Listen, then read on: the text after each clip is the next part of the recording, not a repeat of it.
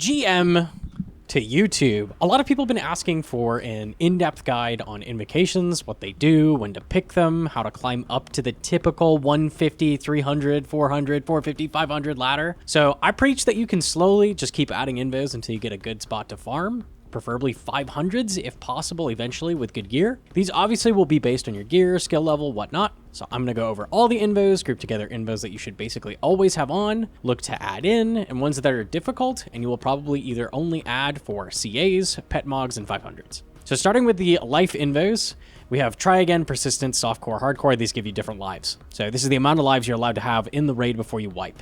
These invocations let you die within the raid and restart you at the beginning of the room you have failed.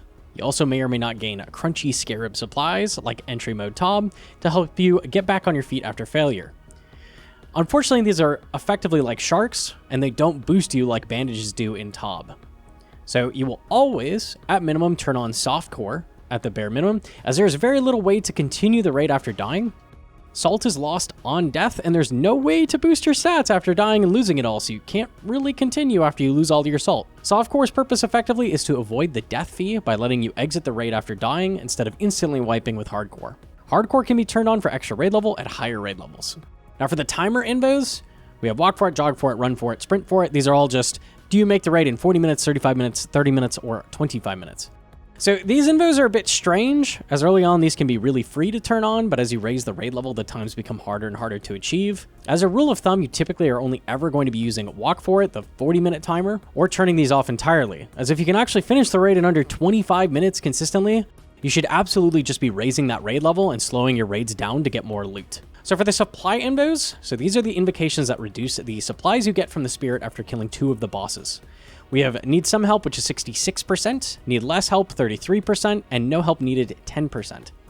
So these invocations make the raid much harder for learners. Until you get to 300 plus, you really shouldn't be touching these. Pushing into 400s, you can start turning them on if you feel like the supplies are not an issue for you, and depending on your gear setup, you might be already pack-yakking and it doesn't affect you. The biggest issue with these invocations is that you no longer get guaranteed 2 salts per pickup, which means you may be forced to take double power instead of power into life for free Warden supplies. Salts are completely necessary to complete the raid. Even taking the very first invocation, the 66%, it doesn't guarantee 2 salts with power, meaning you will sometimes be forced to take power twice. Basically, you don't want to turn these on until you do no help needed 10% of total supplies. So straight from full supplies to 10% of total, because that salt is so important. For the path invos, these might seem like a great way to get a ton of raid level, but they are absolutely one of the last invocations you will ever be turning on. I like to call these a noob trap. Walk the path, it gives you path upgrades at 4 levels total for the raid. Randomly, each boss you complete. Levels add an additional 8%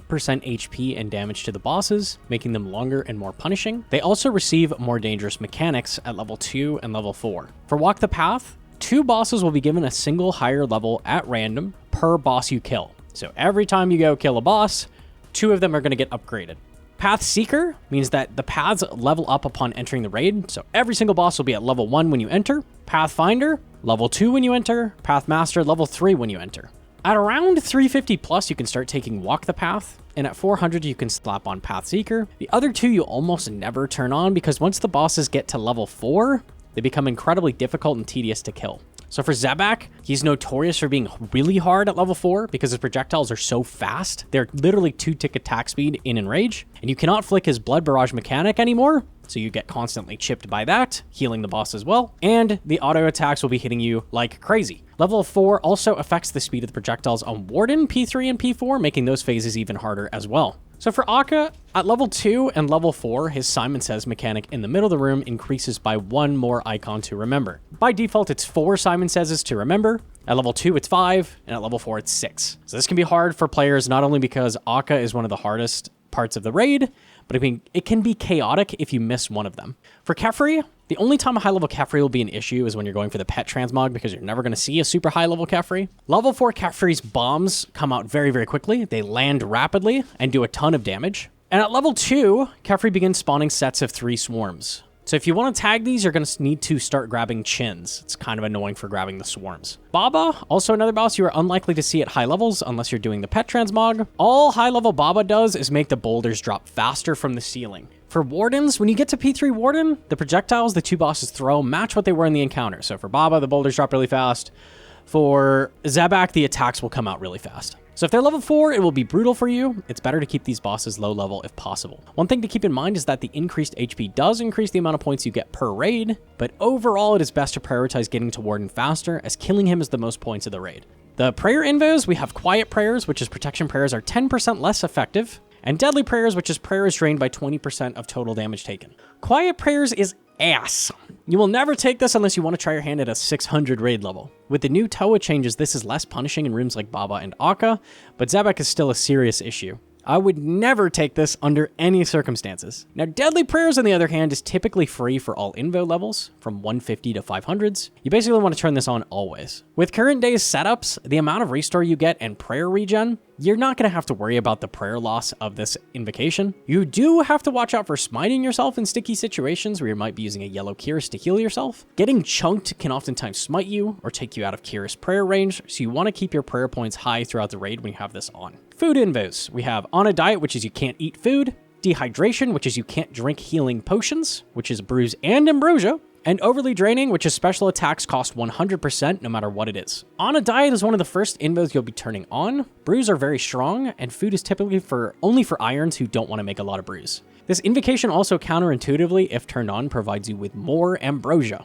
which is the most OP raid potion in ToA, on average, so it is typically a direct positive to turn this on. This is due to the way the game picks what supplies you receive, choosing from either bandages or ambrosia, instead of the game just handing you ambrosia if the invocation is active. You don't want bandages, you want ambrosia. For dehydration, this is a 450 plus invo only. It changes the playstyle of the raid too much for lower invos and learners. It's really not ideal to have on ever. It makes you rely on yellow Kyrus for your HP only, so it's a lot of resource management with prayer and spec energy mixed into the equation. Overly draining, you want to avoid at all costs. Some people use this in 540s, but it's still not preferred. Adren potions are extremely strong, and the more specs you have, especially with dehydration on, you don't want to fuck yourself by not having spec energy or extra DPS to get out of the boss fight faster. This invocation is mainly only used for 540s or for pushing 500 without a yellow Kyrus. Okay, moving on to the boss-related invos. So each boss has a set of invos related to their personal mechanics. Some are extremely easy and should always just be put on because they don't actually affect the boss fight in any meaningful or difficult way. Others are extremely difficult and you only want to put them on 400 plus. All right, let's start with Kephri. We have Lively Larva. A lot of people don't even know what this does. It makes more eggs spawn and it makes more agile scarabs hatch, which in effect causes you to get less dung specials. More overlords, it causes an additional bug to be spawned with Kephri in the phase changes. First is melee, and second is a spitting scarab. ToA changes have reduced the scarab's defense dramatically, so this one's a lot less bad. Blowing Mud, Kephri's dung attack increases to 2 rows instead of 1. In solos, this doesn't do anything, and it's a free raid level, because it has to have 2 people to target. Medic, swarm spawn constantly throughout the fight. This is the worst boss invo in the entire raid. And then Aerial Assault, Kephri bombs are increased from 1x1 to 3x3, and their max hit is increased. So Lively Larva and Blowing Mud are absolute must-takes at any raid level. They're incredibly easy, and they literally don't affect the fight whatsoever. Aerial Assault, you want to start taking this once you're comfortable with the raid, pushing from 150 to 200 plus. It's pretty easy to deal with, you just need to remember to move a little further if you aren't used to it. This can be tricky when in large teams because your teammates' AoE can hit you, so if you're running those 8-man raids, you probably want to keep this one off. Overlords, this one used to be an invocation you tried to avoid until around 500 plus raid level, but now I would argue over 300 it's pretty much always worth using. The defense on the extra spawns have been dropped so dramatically with the update that they really aren't a problem. Keep in mind that early melee scarab can hit you really hard if you don't deal with it quickly, but with some smart dung placement, it makes it really not a problem. And then Medic, it's the worst invo in the entire game. It really should be deleted. Never take this unless you're doing a 600 or pet transmog. It makes the fight 5 times longer. In 8-man teams, this is a bit manageable because you can have 2 people dedicated to swarms, but it's still not a very good invocation to turn on regardless. Moving on to Zebak. We have Not Just a Head. Zebak uses Blood Barrage on you, summons a meatball that chases you, which will heal the boss if it touches you. Arterial Spray, which is Zebak's blood magic is stronger. This just makes those blood barrages hit a little bit harder. Blood Thinners, the meatball spawned by Not Just a Head is now split into 3, and they all chase you. And then Upset Stomach, Zebak's acid pools are 5x5 now, and the jugs only clear a 3x3 area. So the only difficult invo here with Zebak is Upset Stomach, and in my guides I show how to set up the arena so that this is completely doable. This invo definitely makes a lot of people hate Zebak and can be very annoying and punishing if you aren't properly positioned in the room to get to jugs in the right position. But if you just stand in the right part of the room, this is completely fine every single time. The other 3 invos are basically completely free. They should just always be on. They don't change the fight in any meaningful way, and the only time one of these can be an issue is when the 3 meatballs spawn the same time as you need to explode a jug for those barricades. You can actually Wooks Walk the Bloods, or you can get them stuck in place behind the barricades. You can corner trap them or get them stuck behind. There's a lot of ways to deal with them. Moving on to Akkha. Akkha has some of the toughest invocations for the bosses. So we start with Double Trouble, which just makes it so Akkha can perform 2 specials at once. This means that he'll be dropping orbs as he does Simon Says. Then we have Keep Back, which is Akkha will also melee you in addition to his range mage attacks. What this means is as soon as he starts his attack animation for his range or mage attack, he's going to also melee you, and then the range mage attack is going to come out after, so you need to flick both styles. You're also going to take a lot more chip damage. Stay Vigilant makes him change prayer styles every special. If you don't get hit by him though, it makes it so he will never change styles. Effectively, this is the butterfly invocation. You want this on. And then Feeling Special, Akkha's detonate attack will trigger in more directions. This has no effect on solos. The memory blast attack will only provide 2 ticks for players to move between safe quadrants. And the trailing orbs attack spawns an additional orb in front of the player, which doesn't turn out to be a big deal. Akkha has by far one of the hardest sets of invos for most people. People struggle with Akkha the most as a boss and avoid turning on most of these until 400 to 450 plus. Stay Vigilant is fairly free and absolutely necessary if you plan to do Butterfly. Feeling Special speeds up the memory special, but this is what most teams will be doing anyways, so it's good to just learn this as a default. It's going to be 2 ticks between each memory blast. Double Trouble and Keep Back, you want to not turn on until maybe 450 plus or doing pet transmogs. These are incredibly hard to learn and you're going to die a lot learning these. That's not to say never turn these on, but it will probably require you to go to Akkha first and just practice doing them. Keep Back has become a lot more doable post-update, but it's still one of those you just really don't want to turn on if you don't have to. It's a lot more damage taken. Keep Back with the new changes will be easier due to chip reduction, so you might be able to turn this on around 400 if you're comfortable with Akkha. I will be making a guide on how to deal with Keep Back. Double Trouble is really difficult, and a lot of people avoid this even in 500s. Moving on to Baba.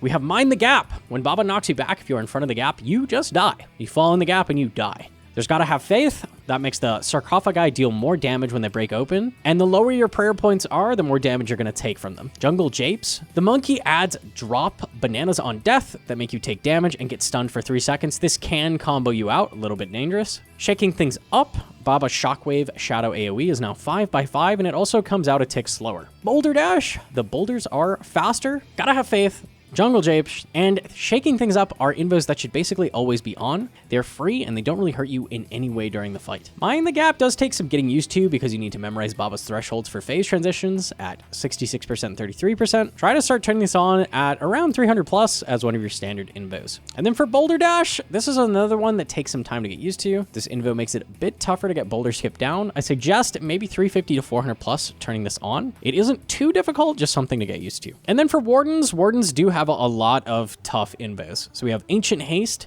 This makes it during P1, the Wardens charge faster. You're going to get hit by more orb attacks. Acceleration. During P2, Wardens attack a tick faster. Penetration. During P2, Warden's Obelisk will deal more damage, and it temporarily disables your prayers, allowing you to get comboed out. Overclocked makes P3 Warden attack 1 tick faster from 6 tick to 5 tick attack speed. Overclock 2 brings that to 4 tick attack speed. And then Insanity brings that to 3 tick faster attack speed. The Skull special has less reaction time. You have to be tick perfect. You can drop up to 1 tick and still get it. And in P4, the rows are going to get removed more rapidly, meaning you're more likely to see a last row Warden. For Ancient Haste, you will take 1 extra orb special during the Obelisk special, which can hurt if you're low on supplies, but this invo really isn't hard by any means. Paired with higher level invos at like 400 plus, when you start taking the no supply invo, this starts to become a bit much considering your potions need to last through the entire raid instead of just the first 4 bosses. Acceleration, this is a free invocation to take and it basically should always be on. It makes P2 Warden attack a single tick faster. It's really not a problem.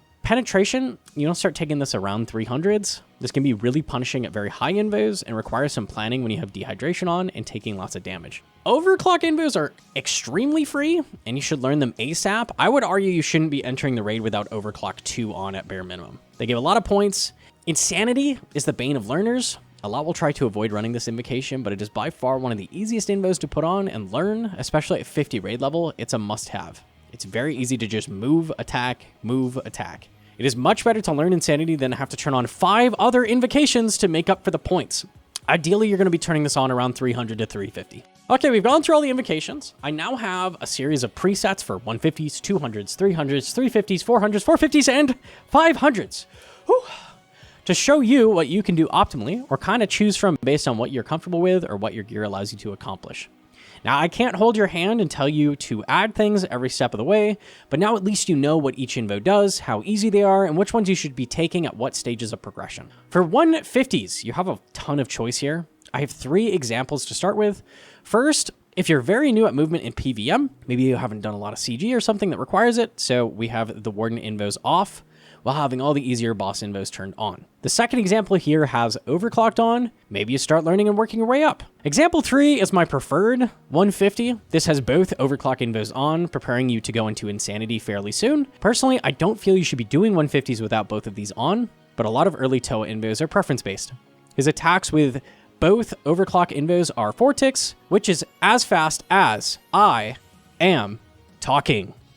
There's plenty of time to react and move over to the other side. And skulls aren't going to instantly kill you with just these 2 invos on, so you don't have to worry about that anymore either. Aerial Assault and On a Diet are the only tricky things here, as you won't get the crunchy bugs on death anymore. I'd say the trickiest invocations here are Aerial Assault and On a Diet, as if you end up dying, you won't be able to eat those bugs you get on death anymore, which in a 150, even if you die, you should still have plenty of supplies left over if you're using Moon's gear as hybrid gear. This gives you a ton of space and allows you to bring in more supplies. Aerial Assault does a lot of damage if you mess up Kephri, but you have a small eternity to get out of the way, so this is just something you're going to want to learn. Stay Vigilant after the rework is totally free. It doesn't really change the fight for you. It should just kind of always be on. I just have it off in this final example to keep it at 150 basically. 200s. For the first example here, we've kicked it up a notch. We're adding more Warden Invocations, as they are fairly simple and just make the boss fight faster pace without adding much more mechanical differential. For example 2, in this example, if your goal is to learn to be fast, start putting on speed timers for free points. This lets you take off Akkha Invo or another Invo you might feel is a pain in the ass for you. Maybe you don't want to deal with Aerial Assault today or something. Just turn it off, turn on the timer instead. Mind the Gap does change how Baba fight goes, but it's not hard to just stay at the edges of the room, and it's going to be required in higher Invos, so you could just learn this early. Moving on to 300s. For the first example,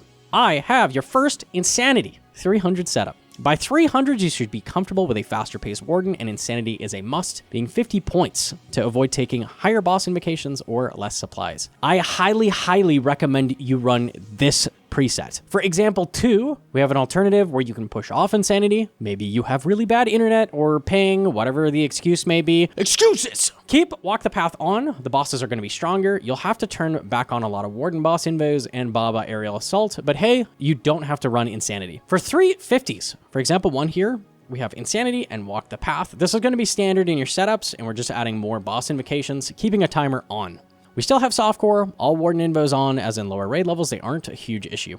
For example 2, we have an example that just shows preference. Maybe you don't want to risk your Warden, so you turn off Penetration for upset stomach, which is also a pain in the ass, but maybe you want to start learning it early, or you're actually fine with it and you know how to solve it. Alternative to all of these, if you don't want the timer on, is to flick on another boss Invo from Baba or Zebak, or Warden. For 400s, example 1 here, we have softcore on. We're starting to run out of ways to get easy points by the 400 mark. Here we've turned on no help needed. By 400, you should be comfortable with ToA, know what you need, and if you're still using hybrid gear, supplies should still not really be an issue. You will now not have enough salts if you die with no help needed, and you need to be mindful of your salt timers now. If you do die, you can just reset the raid without paying the 500k fee, which is kind of nice for learners or people who are broke. Both Baba Invos on can be a bit overwhelming for some people, but you can turn off Boulder Dash and sub in for Upset Stomach if you prefer. At this point, both are fairly similar. For example 2, the only difference here is you are running hardcore. Maybe you're getting clears just fine and only one Baba Invo is on. Again, Upset Stomach and Boulder Dash can be chosen here to increase the raid, or swapping it out for other Invos if you choose. A lot of preference here. For 450s,